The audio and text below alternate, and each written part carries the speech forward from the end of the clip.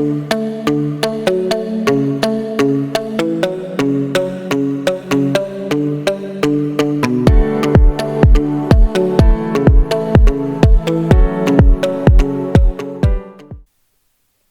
right, students. So this is a question from projectile motion. I found it very interesting, and I think it's very useful also to do this question. Majority of the students would not be aware of this simple logic that can help you solve a lot of projectile questions. And hence I picked up this question so that even if you're preparing for a school exam or entrance examination or any board, this trick should be available in your back pocket. Don't forget to subscribe to this channel. This is the only channel which explains you the solutions in depth. We go inside the question and try to make you understand every aspect of the solution. So this is not just a vanilla solution. This is not a quick fix. This is a way of teaching where the conceptual understanding is being strengthened for you. So don't forget to subscribe. Also join the community because you will see some fantastic questions of physics, which will bring a lot of clarity in your mind and reduce your stress level. Let's get going on this question. So you can read the question first. You have a projectile. The projectile after 2 seconds is making an angle of 30 degree with the horizontal. So you throw a projectile 30 degree, and after 1 more second, which is 3 seconds from where it started off, it becomes horizontal. The question is, what is the magnitude and direction of its velocity? Okay. All right. Let's see the projectile motion. I will reduce the size of the question now. Okay. Okay. So this is it. I hope this made sense to you. I will just clarify the question a bit more than what you've just seen. So this is your projectile. Okay. So this is your projectile. It generally goes like this, right? This is your normal ground to ground projectile, right? So this is ground to ground, right? This is one. Now you projected with a velocity of u at an angle theta. After 2 seconds, it reaches it, right? And at 2 seconds, what you find is that the angle it is making now with the horizontal is 30 degrees, right? And this is after t is equal to 2 seconds, right? The angle is equal to 30 degrees. So you can see the projectile is going, and after 1 second, it reaches and it becomes horizontal. What does it tell you? Horizontal. The horizontal tells me that it has reached the highest point.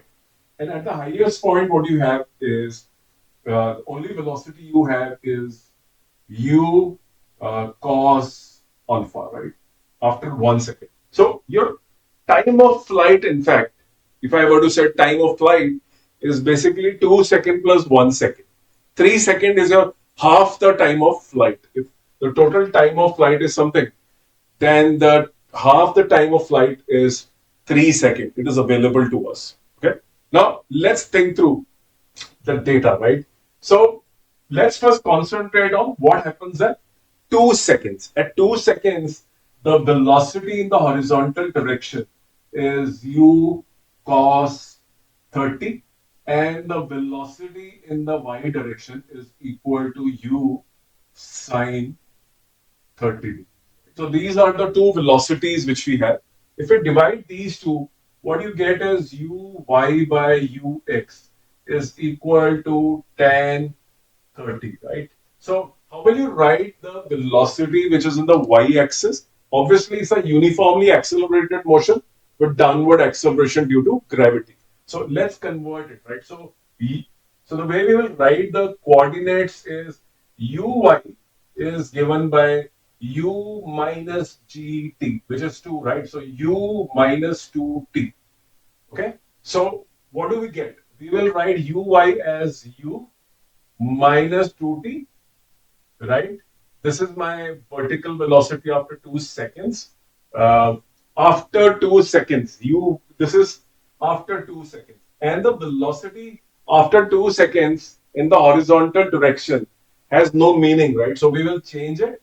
And we will also write this to be the initial velocity, which is u sine 60, right? Sorry, sine u sine theta, because we don't know the initial vertical axis velocity, right? So I'll just change this to u sine theta minus gt, right? So you have u sine theta minus gt as your vertical velocity, right? So I will just change this expression to u sine theta minus 2t divided by u, which is u cos 30.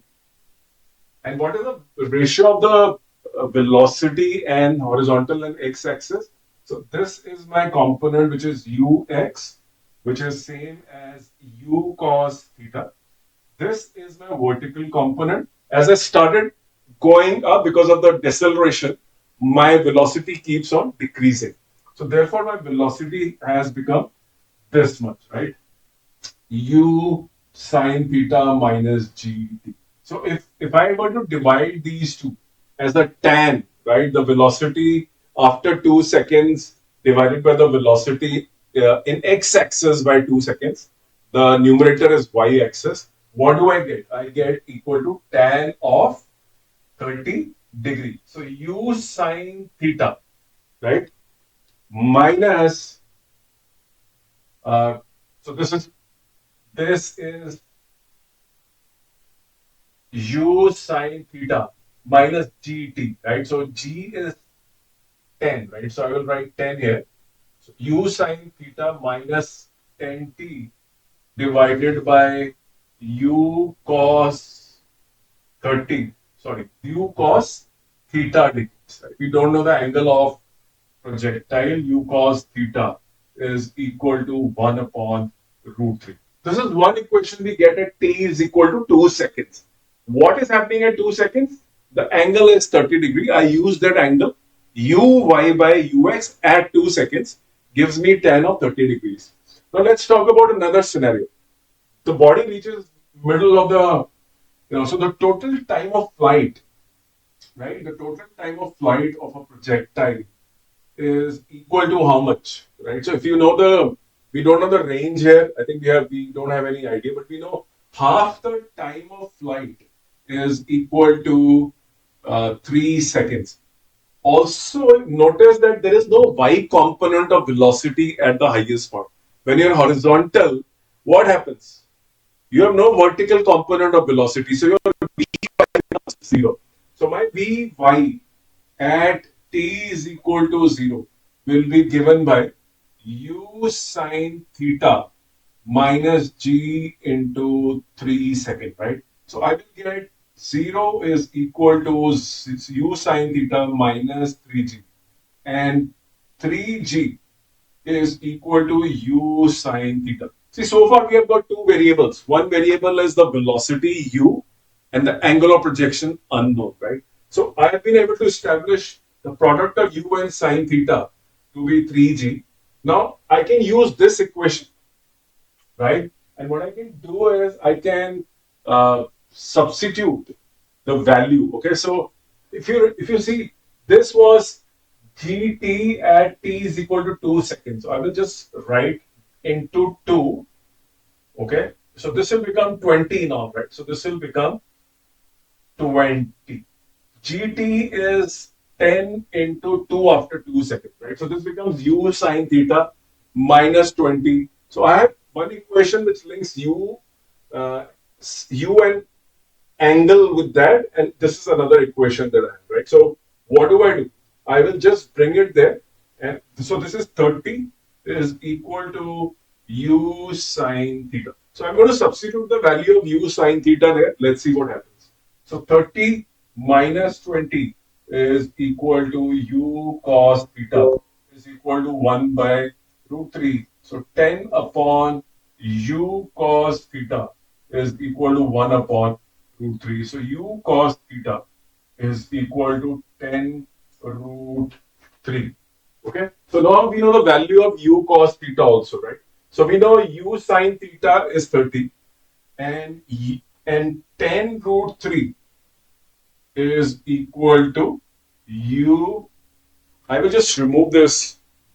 Okay, I'll just bring it further. Okay, so we will bring it here. All right, so you can see everything now. So 10 root 3 is equal to u cos theta, right? If I divide these two, what do I get? I get tan theta is equal to 30 upon 10 root 3, right? So this is 3 is equal to root 3. If I put theta is equal to, so theta is equal to 60 degrees. And if I put 60 degree here, or maybe here, so 10 root 3 is equal to u cos 60 degree. So 10 root 3 is equal to u into 1 by 2 is equal to 20 root 3 meter per second. So my correct answer is my velocity of projection is 20 root 3 and my angular projection is 60 degree. This is one concept you will see repeatedly being used in many questions because we are just not studying range. We're not studying horizontal, the maximum height. We're also, studying what's happening to the body throughout the motion. So we picked up 2 points on the projectile motion, analyzed them for ux and uy, and were able to solve the questions. You can expect similar questions in your examination, irrespective of the board you are preparing for. IB board, Dexel, Pearson, and Cambridge, or whatever board you're preparing for, AP Physics, preparing for NEET examination in India, JEE Mains, or any examination in physics. This question of projectile makes very good foundation for you. So don't miss this. Understand it properly as to how this is to be approached. So I hope this video was useful to you and you enjoyed watching it. The idea is to bring clarity in your mind so that your stress level goes down. And when the stress level is down, you're calm and you will start enjoying this subject. So keep watching all my videos. I put around now 3,000 videos. I'm touching the figure, which are highly conceptual, which are practice, which will give you good theoretical knowledge and a good grounding in the subject of physics. Thank you very much.